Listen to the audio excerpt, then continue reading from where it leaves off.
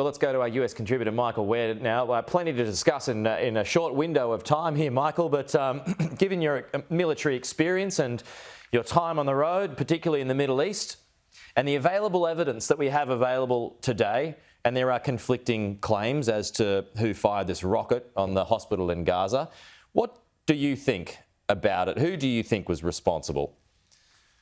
Well, I think on the available evidence, what we've seen and heard so far, and just pure gut instinct from experience, I do suspect that this was a missile misfire that was launched from Gaza towards Israel. And so there was no intention to hit this hospital. But what I will tell you is that doesn't matter, because Hamas has already won the information war on this bombing, because they got out there so quickly with their message that this was an Israeli airstrike that the Arab street immediately began to erupt. And by the time the IDF had done their after-action report, which is what professional militaries do before they speak about anything, it was almost too late to put that genie back in the bottle. Yeah. So in one sense, it kind of doesn't matter that this was an Islamic Jihad misfire of a missile, because already the Islamic street has made up its mind, and the horrible scenes that we are witnessing has determined how the Arab world is feeling about this. And that is evidenced by the fact that the four-nation summit that President Biden was supposed to attend in Amman has now been called off. And further to that, on this audio that the IDF claims is intercepted audio from members of Hamas, basically owning up to it, saying that it was misfired from a cemetery behind the hospital.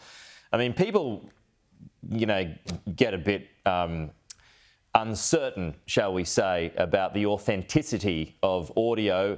It can be doctored, etc. But in this instance, do you think it's legit? I had an American military man explain that maybe this proves that more phones are being watched or listened to in Gaza now, despite the security leak from a bit over a week ago. Do you think it's legit?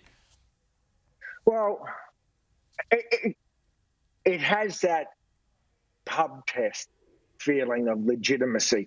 And as a former CIA analyst said to me earlier today, that, yes, the Israelis are taking a risk by releasing this audio because it does reveal part of their methodology.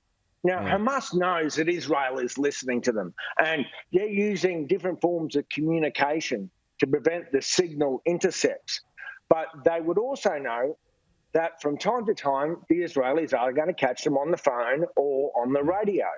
And if you just listen to the tenor and the nature of the conversation, it does have a ring of authenticity. And don't forget, this was a member of Hamas talking to another member of Hamas and saying this was an Islamic Jihad missile. Yeah, and yeah. Sorry, Michael, we're almost out of time. I've only got 30 seconds. No, you made a good point there. Yeah, sorry, I'm almost out of time, but I just need 30 more seconds to ask you. This Palestinian Islamic Jihad, I mean, they're a splinter group. They're an offshoot of Hamas, are they not? And more violent? Yeah, well, they are their own entity, and they are much more militant. And you've seen how militant Hamas is. But Islamic Jihad is a much, much smaller organisation than Hamas. But they are volatile, they're unpredictable, and they act less politically, say, than Hamas does. And so you never know what Islamic Jihad are going to do next. Okay. Michael, as always, good to chat.